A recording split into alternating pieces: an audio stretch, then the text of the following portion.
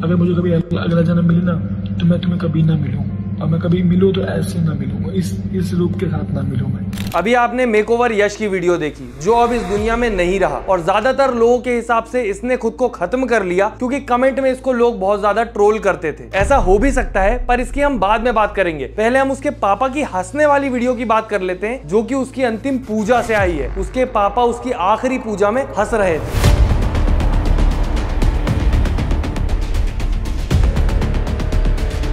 जवान बेटे ने खुद को खत्म कर लिया और खुद के पापा और साथ में बैठे पंडित जी दोनों वहां बैठकर हंस रहे हैं, जैसे यहाँ कोई मजाक मस्ती हो रही हो। अब इसके पीछे दो कारण हो सकते हैं कि वो शौक में एकदम अपने सेंसेस खो चुके हैं, उन्हें समझ नहीं आ रहा कब हंसना है कब रोना है। और दूसरा, जिसके हमारी सोसाइटी में होने के सबसे ज्यादा कारण है कि उनका बेटा जैसा था उन्होंने उसको कभी वैसा एक्सेप्ट किया ही नहीं था। मतलब अब उनकी मर्जी चले ना चले, उनकी औलाद ऐसी ही थी। उनको सोसाइटी में काफी सारे लोग इस बात पे ताने भी मारते होंगे, इसीलिए वो अपने बेटे की कमाई तो खा लेते थे, पर उन्हें उसे इज्जत देने में तकलीफ होती थी। पापा के लिए टिकट लाऊं, पापा का रिएक्शन देखता हूँ। मोटी भारी हो, सर्दी में पैर नहीं काम आएगी। अरे ले सर्दी में काम आएगी। देसी फैमिली ऐसी होती है, कुछ लेके आओ तो कमी निकालते हैं लोग। मेरे ही पैसे बचवा रहे, हम कौन से, मैं वैसे कह रहा हूँ। ठीक है, मैं ये भी एक्सेप्ट करता हूँ कि देसी फैमिलीज में जो पापा लोग होते हैं वो ज्यादा एक्सप्रेसिव नहीं होते, एक्सप्रेस नहीं करते अपनी फीलिंग। पर जब आप एक बाप को अपनी ही औलाद की अंतिम पूजा पर ऐसे हंसते हुए देख लेते हैं तो ये वीडियो कुछ और ही मतलब बनाने लगती है। और फिर ये केस सिर्फ का नहीं लगता,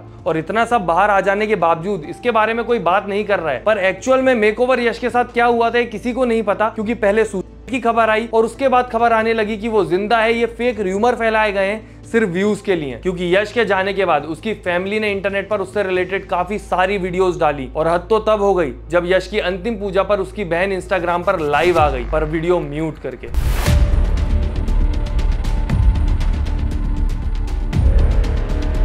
कमेंट्स में आप देख सकते हो कि वीडियो म्यूट क्यों है, आवाज क्यों नहीं आ रही, क्योंकि वीडियो म्यूट करके चलाई गई है जिससे घर वालों के हंसने की आवाज ना आए। बट एक्चुअल में अगर आप ध्यान दो तो उसके पापा पंडित जी सब हंसते हुए दिख रहे हैं, जैसे कि ये कोई किसी की अंतिम पूजा ना हो, कुछ हंसी मजाक चल रहा हो। पर यहाँ पे आप देखोगे कि उसकी फैमिली वालों से ज्यादा उसको इज्जत, उसको प्यार वो लोग करते थे जो उससे उसकी नेचर की वजह से जुड़े थे, जो यश को एज अ ह्यूमन बीइंग देखते थे। और भगवान ने उसको अलग बनाया, इस बात पे उसको जज नहीं करते थे, उसके काम को अप्रिशिएट करते थे। इसीलिए उन्हें सच में दुख हुआ।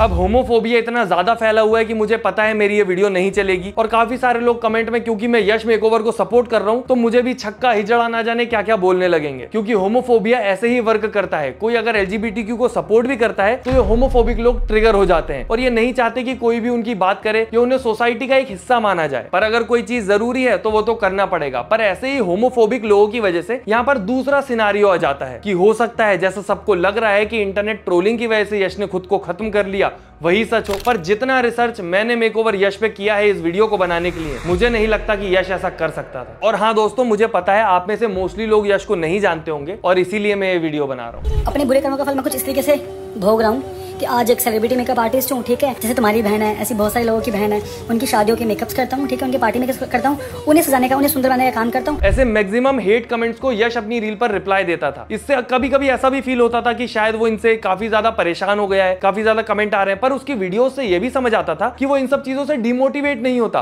वो बल्कि जवाब देके आगे बढ़ने में विश्वास रखता है। यहाँ तक कि एलजीबीटीक्यू कम्युनिटी में अगर किसी और को भी कोई कुछ बोलता था तो वो उनको भी रिप्लाई देता था। तो मुझे तो नहीं लगता कि वो ट्रोलर से इतना परेशान हो जाएगा कि खुद को खत्म कर, क्योंकि ओवरऑल देखो तो आप उसका सोशल मीडिया बढ़िया चल रहा था, ग्रो कर रहा था, तो उसकी अर्निंग भी बढ़िया हो रही थी सोशल मीडिया से। उसके अलावा वो बहुत अच्छा मेकअप आर्टिस्ट था, वो सेलिब्रिटीज के मेकअप करता था, तो वहां से भी उसकी बढ़िया अर्निंग हो रही थी। ये भी बहुत अच्छा काम कर रहा है, बहुत ही अच्छा काम करता है। मुझे इसकी ब्लो ड्राई बहुत पसंद है, तो मैं जब भी पटना आती हूँ हेयर वॉश करके फटाफट इसके पास आ जाती हूँ। जो लोग नहीं जानते, भोजपुरी इंडस्ट्री की बहुत बड़ी एक्ट्रेस अक्षरा सिंह है, और ये अगर यश के काम की तारीफ कर रही है मतलब यश को अपना काम करना आता था, और वो काम कर रहा था जो उसको पसंद था, जिसमें उसको मजा आता था। तो अपनी जिंदगी से तो वो बिल्कुल परेशान नहीं था, और यही सारी चीजें लोगों को भी नजर आती थी। और फिर लोगों के हिसाब से जिस इंसान को भगवान ने एक गलत जेंडर में पैदा कर दिया, वो अपनी जिंदगी एकदम फुली जी रहा है, और यहाँ तक कि वो सारे गोल अचीव कर रहा है जो वो करना चाहता है। उसकी जिंदगी एकदम परफेक्ट थी इनके हिसाब से कि यार ये तो खुश है, और हम जिस जेंडर को सुपीरियर समझते हैं उसमें पैदा होकर भी परेशान है, हम फिर भी दुखी हैं, और जलन में इतने ज्यादा डूब जाते हैं अपने हेट में कि वो ये भी भूल जाते हैं कि वो एक इंसान जो जा चुका है दुनिया से, उसके बारे में बुरा बोल रहे हैं। मेकओवर यश जो है उन्होंने कर ली है एंड लोग आपको दोषी ठहरा रहे हैं बिकॉज आपने भी उनको ट्रोल वगैरह किया होगा।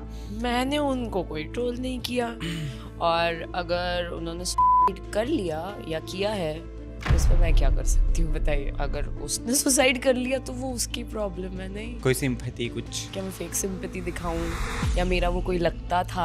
एक इंसान जो दुनिया से जा चुका है उसकी बातें एक स्माइल के साथ कर रही है, वो भी तब जब इसके ऊपर एलिगेशन लगाया जा रहा है कि शायद तुम्हारी ट्रोलिंग की वजह से उसने खुद को खत्म कर लिया। उसके फेस पर शॉक का एक्सप्रेशन तक नहीं है। शी इज लाइक इसके इंटेंशन ही ऐसे थे कि कमेंट इतना गंदा करूं कि सामने वाला कुछ गलत कर ले, इतनी जलन भावना थी इसके अंदर। और अगर अभी कोई कमेंट में बोलने वाला है कि मैं भी रोस्टिंग करता हूं, ट्रोली है काइंड ऑफ, वो तो बोलने की हिम्मत कैसी हुई ये सब, तो दोस्तों मैं जो करता हूं वो एंटरटेनमेंट के लिए होता है, वो किसी को हर्ट करने के लिए नहीं होता, उसमें कोई अब्यूजिव लैंग्वेज नहीं होती। दूसरी बात, I am always open to talk. जिसको भी मैंने रोस्ट किया है, अगर वो मैसेज करता है, कमेंट करता है, मैं उससे बात करता हूं। कुछ भी उसको ऑफेंड करता है, मैं उसका पार्ट, पूरी वीडियो सब हटाने के लिए हमेशा रेडी होता हूं, क्योंकि मुझे मेरा इंटेंशन पता है, आप लोगों को हंसाना, किसी को ऑफेंड करना, किसी को दुखी करना मेरा इंटेंशन कभी नहीं होता। जैसे इस वीडियो का इंटेंशन मेरा क्लियर है कि सबको पता चले कि कमेंट में जो ट्रोलिंग होती है, लोग हर कुछ बोल देते हैं, गाली बक देते हैं, उसका कितना हैवी इफेक्ट हो सकता है किसी इंसान के ऊपर। आज भी 2025 में होमोफोबिया की बीमारी कितनी ज्यादा है लोगों के अंदर। लोग कमेंट करने से पहले बिल्कुल नहीं सोचते कि उनका कमेंट किस प्रकार से इफेक्ट करेगा सामने वाले पे। अभी रिसेंट में ही हम उज्जैन के प्रियांशु का केस देख चुके हैं। Somewhere they are scared of the bullies कि वो उन्हें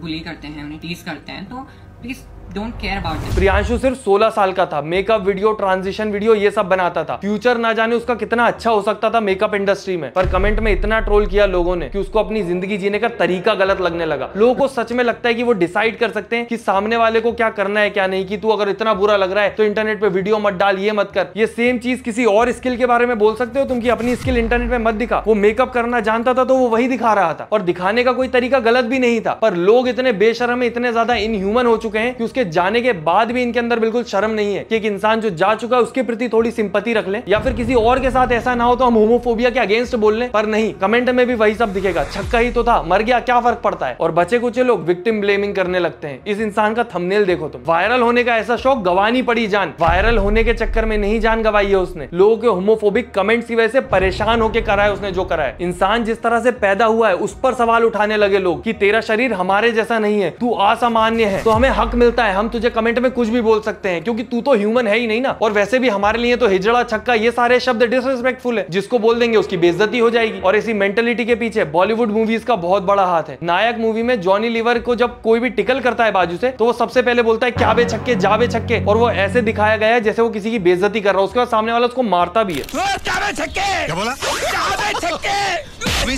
इतना सॉफ्टली इन्फ्लुएंस करता है बॉलीवुड हमें कि हम सोच भी नहीं सकते कि हमारे दिमाग में वो डाल देता है कि जैसे ही तुम किसी LGBTQ कम्युनिटी के इंसान को देखते हो तुम्हें अंदर से फील होने लग जाता है कि यार ये तो हमारे साथ कुछ गलत हो रहा है शायद। बल्कि तुम अगर उनसे जाके बात करोगे, इंटरेक्ट करोगे, वो सबसे ज्यादा स्वीटेस्ट लोग होते हैं, अच्छे से बात करते हैं और कभी डिसरिस्पेक्टफुली बिहेव नहीं करते, इक्का दुक्का निकल जाते हैं। अब तुम सोचो कि किसी एक ने तुम्हारे साथ गलत कर दिया तो तुम पूरी कम्युनिटी को जज कर लोगे। ऐसे तो अगर किसी एक आदमी ने किसी का कर दिया तो पूरी मर्दजात तोड़ना हो गई। किसी औरत ने अपने पति को अगर ड्रम में डाल दिया तो क्या पूरी औरतें खराब हो गई? पर this is how we behave. पर कुछ होमोफोबिक लोगों को ये चीजें कभी समझ नहीं आएंगी, वो करेंगे ही गंदा कमेंट। और इसीलिए मैं अपनी ऑडियंस पे सबसे ज्यादा प्राउड फील करता हूं कि कभी ये किसी के नीचे होमोफोबिक कमेंट नहीं करते, किसी को गलत नहीं बोलते। यहां तक कि कोई मेरे अगेंस्ट भी वीडियो बनाता है तो उसको प्यार से बोलते, गाली गलौज वहां भी नहीं करते। तो भले ही आप वीडियो लाइक, चैनल सब्सक्राइब मत करो, पर अगर आप जैसे समझदार लोग मुझे देखते हो, मेरे लिए वही बहुत ज्यादा प्राउड की बात है। गाइस, इस लड़की का कमेंट देखो और देखो ये क्या बोल रही है। कोई लड़की अगर मुझे गलत बोलेगी तो मैं चाहकर भी गलत नहीं बोल पाऊंगा। पहले तो लोगों को यह समझने की जरूरत है कि छक्का कोई गाली नहीं है। ये उस प्रकार है जैसे आप बोलो ए आदमी,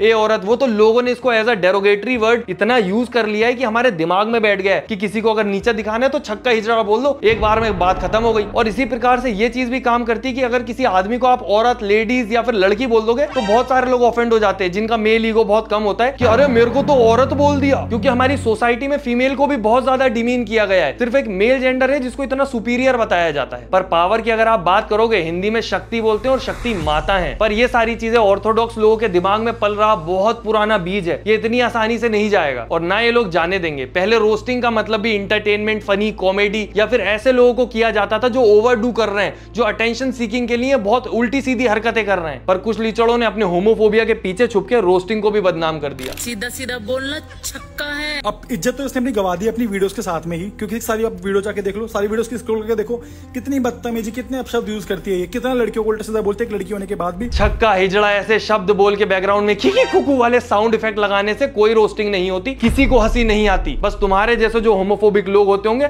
उनको मजा आता होगा कि हाँ हमारे दिल की बात बोल दी, हम कमेंट में बोलते इसने वीडियो में बोल दिया। और ये कंटेंट भी नहीं है, कंटेंट में कुछ क्रिएटिविटी नहीं है, कुछ तुमने अलग से नहीं किया, ओपिनियन नहीं दिया, कुछ फनी नहीं है। और सोचने वाली बात यह है कि एक इंसान के शरीर के साथ पैदा होता है, वो खुद वो डिसाइड नहीं करता, वो उसके हाथ में नहीं है, वो भगवान के हाथ में होता है। और अगर किसी इंसान को जैसा पैदा किया गया है उस पे तुम उसको इतना ट्रोल कर दो कि वो शर्मसार होकर खुद को खत्म कर ले, तो तुम सोचो तुम खुद कितने बड़े पापी बन गए। और फिर यही लोग सबसे आगे होते हैं जो अपना पाप धोने जाते हैं। बाकी फेक भक्ति के ऊपर भी वीडियो आने वाली है दोस्तों, आप लोग ऐसे ही सपोर्ट बनाए रखें। ऐसे टॉपिक्स पे वीडियो बनाने में बहुत ज्यादा रिसर्च लगती है, टाइम लगता है, इसीलिए ऐसी वीडियोस काफी लेट आती हैं। पर अगर आपका सपोर्ट रहेगा तो मैं पूरी कोशिश करूंगा कि जितने भी मुद्दे जो उठने चाहिए, जो कोई नहीं उठा रहा, वो मैं उठाऊं आपके लिए। बाकी हम मिलते हैं अगली वीडियो में। Tata bye bye, good night, धन्यवाद। बाकी अगर कोई टॉपिक सजेस्ट करना हो तो इंस्टाग्राम पे आ जाए, मेरी आईडी है rajatp_hair।